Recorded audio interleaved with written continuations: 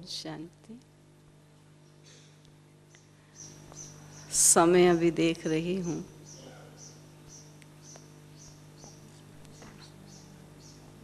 जब मामा के शरीर को विदाई देकर हम सब नहा धोकर वापस आए, तो लगभग यही समय था जब बाबा अपने बच्चों के साथ हॉल में बैठे थे और प्यारी माँ को भोग स्वीकार हो रहा था। जैसे बाबा कहते हैं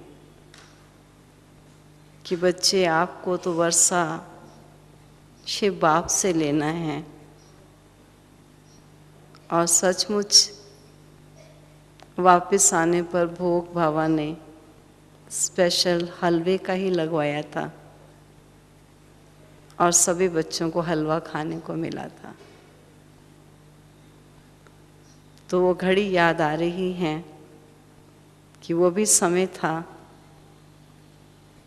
जिस समय माँ इसी मधुबन के आंगन में हर क्षण बच्चों को घूमती हुई मिलती थी। आप जरा वो चित्र सामने चित्रित कीजिए, जब मामा अपने ही घर में फ्रॉक और पजामा पहने हुए हैं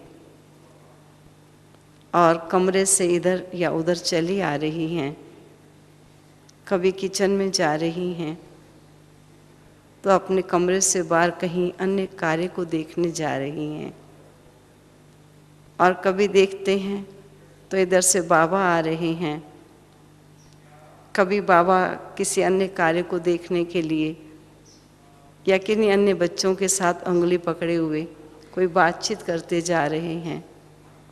तो वह भी समय था जब ब्राह्मण बच्चे और माता पिता हर क्षण इस आंगन में घूमते हुए मिलते थे। आज जब इस आंगन में आते हैं तो उनकी जो यादें हैं वो तरोताज़ी तो रहती ही हैं, और जो उन्होंने अपनी तपस्या से,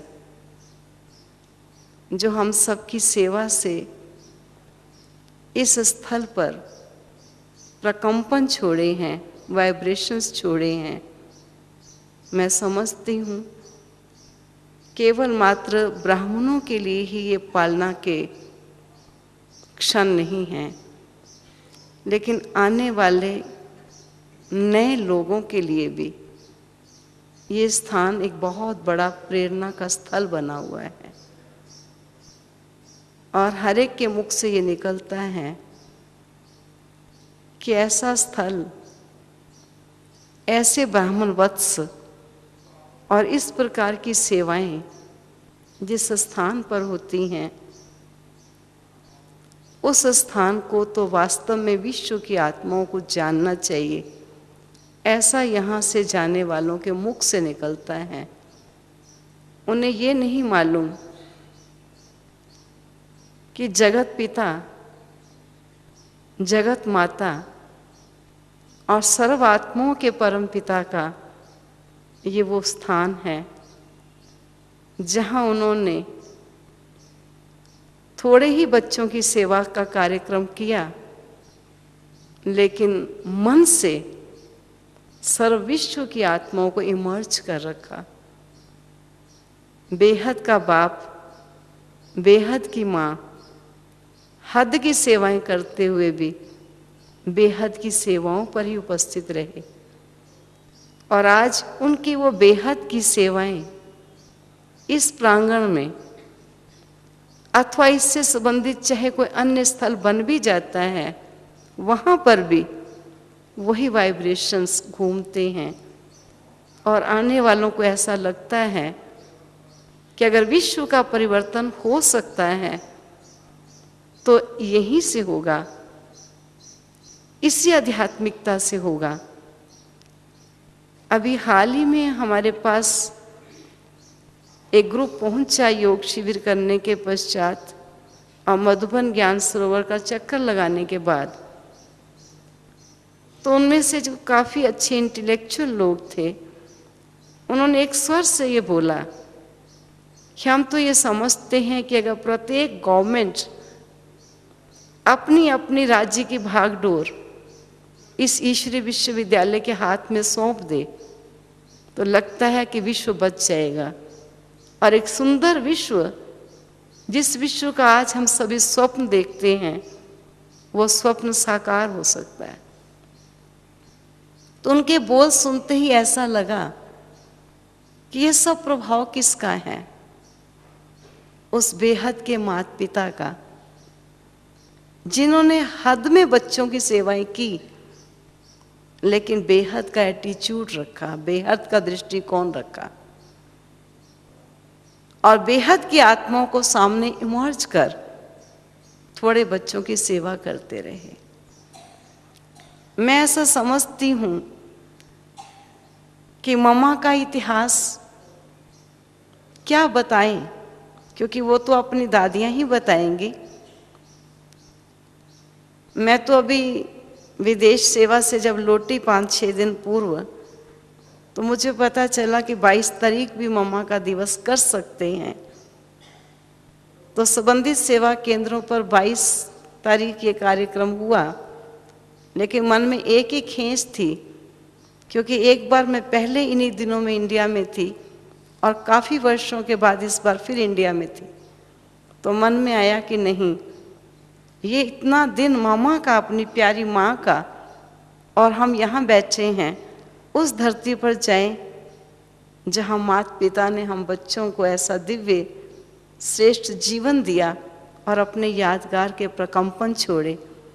क्यों नहीं अपनी आदरणीय दादियों द्वारा मामा के कुछ प्रेरणादायक बोलों को सुनेंगे और उस स्थल पर कुछ लाभ लेकर आएंगे।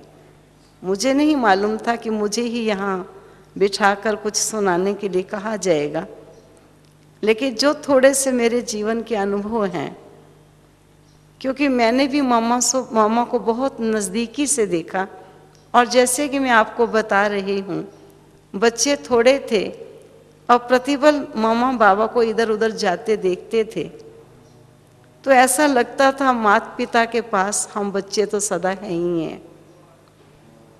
और वो प्रभाव मामा का, जब आप कोई भी चित्र देखते हैं तो आप फौरन समझ सकते हैं कि माँ क्या चीज़ होगी। बड़ी बड़ी जिनको आज हम दादियाँ कहते हैं, अपनी दादी प्रकाश मणि जी, दादी जानकी जी, अपने बड़ी दीदी जी निर्मल शांता दादी जी, जब हम पिक्चर्स में देखते हैं कि मामा बैठी हैं और वो नीचे सामने बैठे हैं और ऐसे मामा की दृष्टि के प्यासे होकर बैठे हैं और मामा के बोल सुनने के लिए इतने इच्छुक हैं, आप विचार कर सकते हैं कि आयु में छोटी होने पर भी, ज्ञान में उनके पश्चात आने के बावजूद भी, जरूर उनमें रूहानियत का, उनमें दिव्यता का वो आकर्षण था, वो मातृत्व उनके अंदर स्नेह था जो सभी को अपनी तरफ आकर्षित करता था, और सभी उनके बोल को सुनने के लिए लालियत थे। जरूर उनमें वो चुंबकीय आकर्षण था, और वो चुंबकीय आकर्षण कहाँ से आया?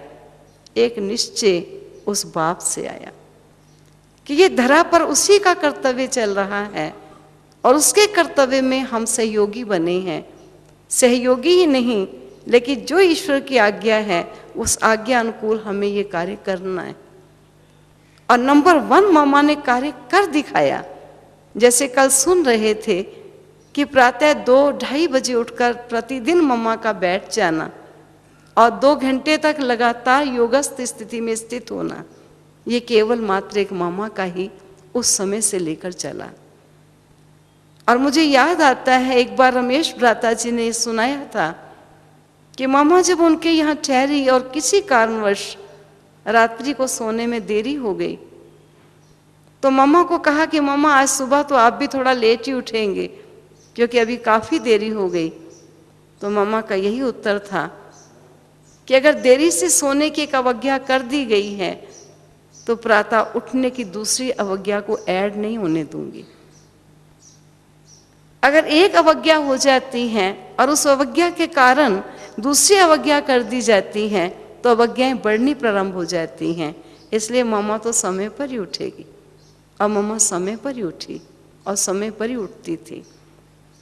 और मैंने बाबा को देखा, पूर्ण बाबा को फॉलो किया। हमको कई बार मौका मिला, जहाँ आज मुन्नी का स्टोर होता है, बाबा का कमरे का दूसरा दरवाज़ा है, तो वहाँ पर हमको सोने का मौका मिलता था। तो मैं देखती थी बाबा भी 2-2:30 बजे उठ जाते थे और उठकर बच्चों के पालना के लिए कई कार्यक्रम करते थे। एक बार हमने देखा बाबा टेबल लैंप के ऊपर एक तौलिया डाला हुआ है, मोटा तौलिया है, और उसके टेबल लैंप की लाइट में कुछ लिख रहे हैं। तो मैंने प्रातः ही पूछा, बाबा आप रात को कुछ लिख रहे थे?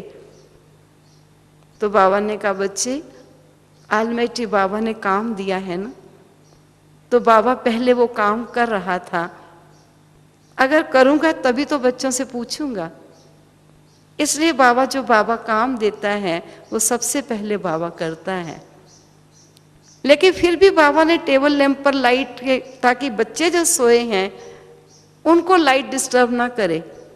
हाँ, जागना है तो वो भी अपनी लगन से जागे, वो मना नहीं बाबा करेगा।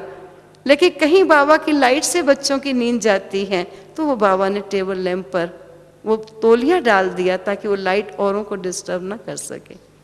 तो मैंने देखा बाबा के इस उठने के समय को मम्मा ने संपूर्ण रूपेण फॉलो किया, और लगातार उस समय उठकर 2 घंटा एक शेरनी शक्ति की तरह बैठकर और योग तपस्या करे। आज हम सब अपने आप से पूछें कि मालूम तो हम सबको भी है कि अमृत वेला 2 बजे से शुरू हो जाता है, लेकिन उस अमृत वेले से, शुरुआत के अमृत वेले से हम योग तपस्या पर कितना तत्पर होते हैं। और माँ की तत्परता इस रूप से हमने देखी। और वो तत्परता ही नहीं है, बाबा ने क्या कहा है उस बोल की उन्हें बहुत वैल्यू थी, जिसका मैं बीच बीच में ही अपना सुनाती चली जाऊंगी। हमको एक बार बाबा के साथ लगभग 1 मास बॉम्बे रहने का सौभाग्य प्राप्त हुआ, और जिस समय हम वापस आई उस समय मामा दिल्ली में थी और बाबा बॉम्बे में थे। तो मामा ने हमको बुलवाया कि मामा ने कहा हम 3 कन्याएं गई थी, तो भाई आना और सुनाना कैसा रहा आपका। तो हमको जाना तो था ही, लेकिन मामा ने स्पेशल अलग में बुलाया। मैंने देखा मामा ने हमसे पूछा कैसे रहा बाबा के साथ, क्या सुनाया बाबा ने। और जब हम बाबा की बातें सुना रहे थे, जो मम्मा का सुनना था और जो मम्मा का चेहरा था, मुझे आज भी वो याद आता है कि किसको कहते हैं भगवान के प्रति प्यार और उसके बोल के प्रति विश्वास। कितने स्नेह से और गदगद होकर मम्मा सुन रही थी। हम तो जनरल रूप से साधारण सुना रहे थे, क्योंकि हमने तो बाबा को अपना बाबा जान लिया, लेकिन मम्मा ने बाबा को बाबा तो जाना, लेकिन कौन बाबा है? वे ऑलमाइटी अथॉरिटी और ये जगत पिता, ये 2 पिता हैं, सर्वोच्च है, इनसे बढ़कर बड़ा कोई नहीं। तो मम्मा के सुनने से बाबा के प्रति मम्मा का सत्कार कितना था, और बाबा के एक एक बोल के प्रति विश्वास कितना था। और जैसे कि वो बाबा मम्मा सुन रही है, और सुनते भी ऐसा लग रहा था जैसे मम्मा उस बात को सुनकर गदगद हो रही है, और फिर पूछती है अच्छा आगे क्या कहा बाबा ने। अपनी गंभीरता भी पूरी है और साथ साथ हृदय ग्राही भी पूरी है। फिर क्या कहा बाबा ने, ऐसा भी नहीं शो किया कि जैसे बड़ी इच्छुक है तुम और बताओ, वो भी रूप नहीं, लेकिन जैसे बड़ा ऐसा करते हुए और बड़ी वैल्यू। तो मुझे उस क्षण आया कि हम इतना समय रहे, लेकिन मम्मा का सुनने का तरीका और मम्मा का बाबा के प्रति जो प्यार था, वास्तव में प्यार क्या चीज होती है और सुनने के समय हमारी वृत्ति क्या होती है, ये हम मम्मा से सीखें। और ये हमने मम्मा से बहुत अच्छी सुंदर प्रेरणा ली। इतना ही नहीं, मम्मा का जीवन कितना चुंबकीय जीवन था, आकर्षित जीवन था। हमको याद आता है एक माता बंदेली थी, क्योंकि पवित्रता के नियमों में चलने के कारण कई बार पति लोग जो उस विश्वास में नहीं चलते हैं तो कभी बाधा भी डालते हैं, और कई बार उन्हें केवल मात्र ये आता है कि कहीं ऐसा ना हो कि पवित्रता के कारण घर या परिवार को छोड़ दें। ये लोग उन्हें वहम में ले आते हैं, जिस कारण वो पत्नी को पवित्रता में चलने में बाधा डालते हैं। तो बहुत पक्की माता थी, अपने पवित्रता के नियम में बहुत सुंदर चलती थी और पति को हर प्रकार से समझाने की कोशिश करती थी, लेकिन लोगों ने उसे बहुत बहका रखा था। और उसे पता चला एक बार अचानक कि आपकी मातेश्वरी दिल्ली में आई। तो वो राजौरी गार्डन में मामा उस समय ठहरी थी और फौरन वहां गया, कहा कहाँ है वो आपकी मामा, मैं मिलने के लिए आया हूं। अब भाई बहनों ने सोचा ये तो बड़े जोशीला जोश में आया है और हम ऐसी माँ से ऐसे प्राणी को कैसे मिलाएंगे। तो उसको बहुत समझाने की कोशिश की, उसने लगी ट्यूब भी तोड़ दी, कोई चीजें पड़ी थी उनको फेंक दिया, जो वो कर सकता था। लेकिन उसका एक फोर्स था कि मुझे आप मिलाइए, और उसे ये पता चल गया था मामा ऊपर है, तो उसको ऊपर चला गया। आप कितना भी रोकिए वो चला गया। गया तो मामा ऐसे बैठी हुई हैं, तो मामा ने उनको देखकर, मामा को मालूम था, संदेश मामा को दिया गया था, तो मामा को उनका नाम भी मालूम था। तो मामा ने उनको उनके नाम से बुलाते कहा, आओ आओ गिरधारी, बैठो, आओ। बड़े प्यार से मामा ऊपर बैठी है, वो नीचे एक गद्दी सी ऐसा बिछा हुआ था कुछ, वो वहीं बैठ गया। कहा सब ठीक है, बहुत अच्छा किया, माँ से मिलने के लिए आए। माँ सदा याद करती है, जब एक आता है तो दूसरा नहीं आता, तो माँ को याद आती है। आपको माँ की याद आई? बहुत अच्छा हुआ, आज याद आई तभी तो यहाँ पहुँच गए। बड़े ही जैसे हृदय के प्यार से जो मम्मा के दो बोल थे, और मम्मा ने उनको पानी मंगा के पिलाया, और मम्मा को 2 मिनट ऐसे देखा, देखकर नमस्कार करके कहा मैं फिर कभी मिलूंगा।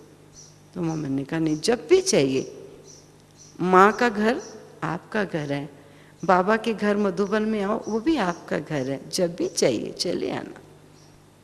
वो दिन है, उसने नीचे जाकर सब लोगों से बोला, आप लोग मूर्ख हो, आप लोगों को ये मालूम नहीं है कि ऐसी योगन, ऐसी माँ को अगर आप मिला दो तो ये पाप कर्म जो मैंने इतना किया ये मैं क्यों करता, आप मेरे को वहां जाने के लिए क्यों रोकते थे। और उस दिन के पश्चात वो पक्का विद्यार्थी बना और यज्ञ का संपूर्ण रूपेण सहयोगी बन के चला। केवल मात्र माँ के सन्मुख जाकर बैठा, और वो माँ की हृदय की स्नेह और मानसिक शीतलता ने उसके हृदय को शीतल कर दिया। कहने मात्र नहीं है कि देवियां शीतला देवी होती हैं, लेकिन रियली शीतला देवी क्या होती है, तप्त हृदय को शीतल कैसे करती है, ज्वाला को कैसे शांत कर देती है, ये प्रैक्टिकल प्रूफ देखने में आया। केवल मात्र मम्मा ने इतना ही तो कहा बैठो, आए वो याद करते थे बड़े प्यार से। और उसके पश्चात वो मम्मा बाबा से जब दिल्ली आता था तो मिलते थे, मधुबन में बाबा के सामने आने में उसे बहुत शर्म आती थी। मैं किस मुंह से बाबा के सामने जाऊं, मैंने यज्ञ की ग्लानि की। मामा को कहता था, मामा मेरा किया हुआ पाप क्षमा हो सकता है? मामा कहती पाप किया ही क्या है आपने? कोई पाप नहीं किया, मिसअंडरस्टैंडिंग से कुछ हो जाता है, कोई बात नहीं। इतने हृदय का प्यार।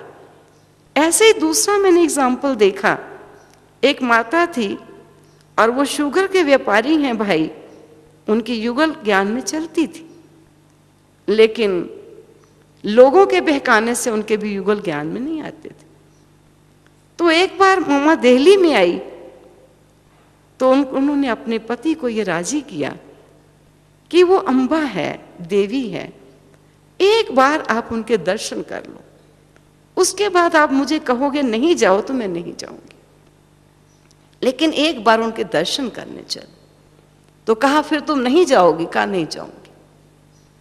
उसने सेवा केंद्र में सबको बता दिया कि मैंने उसको ये भी उसने कह दिया मैं जाती नहीं हूं, मैं शुरू में एक बार गई थी और अभी आप चलोगे, अगर आप कहोगे तो मैं जाया करूंगी, अगर आप कहोगे नहीं जाओ तो मैं नहीं जाऊंगी।